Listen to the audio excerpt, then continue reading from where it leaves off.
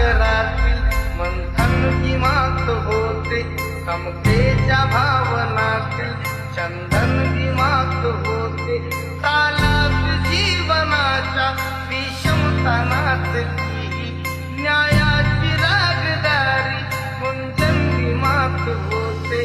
संकल्प या मनाचा क्रांती करून गेला, निधड्या मनाचा मोठा होऊन सिंह गेला.